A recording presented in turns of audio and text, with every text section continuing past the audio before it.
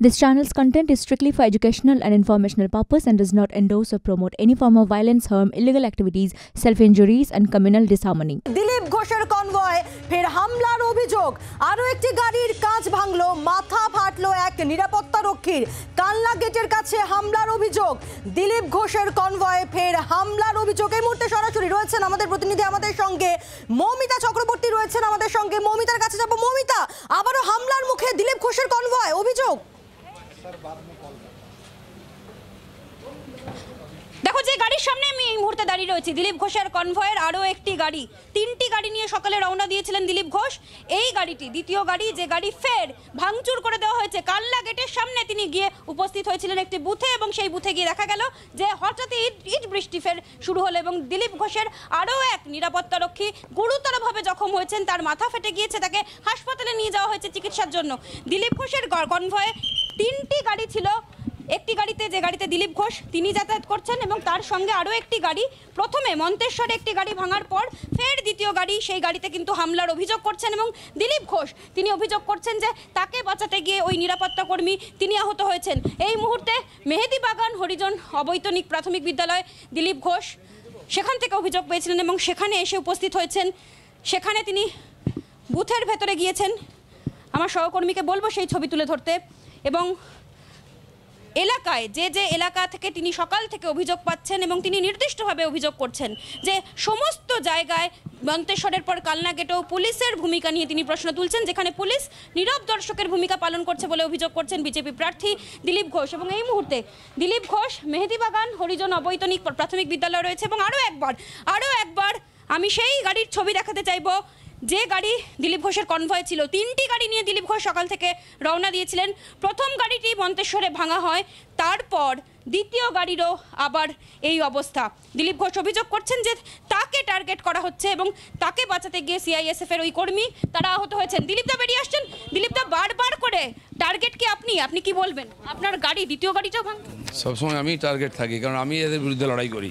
যত ক্রিমিনাল যারা এই ইলেকশনকে প্রভাবিত করছে, যারা রাজনীতিকে প্রভাবিত করছে, তার বিরুদ্ধে দাঁড়িয়ে যেখানে কোনোদিন এজেন্ট বসতে দেয় না, সেখানে আমি এজেন্ট বসাতে নিয়ে গেছি।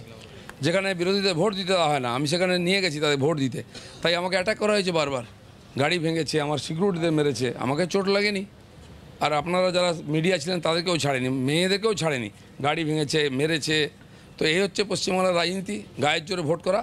আর দিলীপ ঘোষটা করতে দেবে না, তাই আমাকে অ্যাটাক করা হয়। মন্তেশ্বরের পরে কালনা গেট, পুলিশের ভূমিকা নিয়ে কি বলবেন? পুলিশের কোনো ভূমিকাই নেই। আপনারা দেখেছেন মন্তেশ্বরে আমার সামনে পুলিশ দাঁড়িয়ে আছে, আর আমাকে ঘিরে গো ব্যাক বলা হচ্ছে। যখন আমি ধমকালাম তখন এসে ওদের গায়ে হাত বুলাচ্ছে। কমিশনকে রিপোর্ট করেছেন? সব রিপোর্ট হয়েছে। দিলীপ ঘোষ জানালেন নির্বাচন কমিশনে নির্দিষ্টভাবে তিনি অভিযোগ জানিয়েছেন, এবং এই মুহূর্তে দিলীপ ঘোষ ফের রওনা দিচ্ছেন। উত্তেজনা প্রবণ যে সমস্ত এলাকা, সেই সমস্ত এলাকাগুলোতেই দিলীপ ঘোষ যাচ্ছেন। আমাদের মৌমিতা, আমাদের প্রতিনিধি যেমনটা জানাচ্ছিলেন, বা দিলীপ ঘোষ তিনিও যেমনটা অভিযোগ করলেন যে তিনি টার্গেট, কারণ যে সমস্ত জায়গায় এজেন্ট বসতে পারতো না, এবার তিনি সে সমস্ত জায়গায় এজেন্ট বসিয়েছেন, এবং তিনি প্রতিবাদ জানাচ্ছেন। আর তাই বারবার করে হামলার মুখে পড়তে হচ্ছে তাকে, এই দাবি দিলীপ ঘোষের।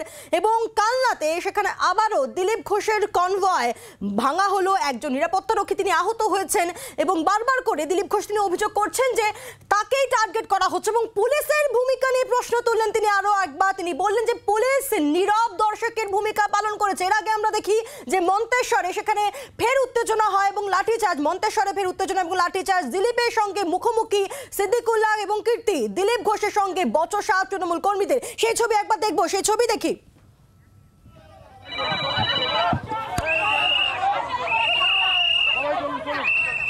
হ্যালো,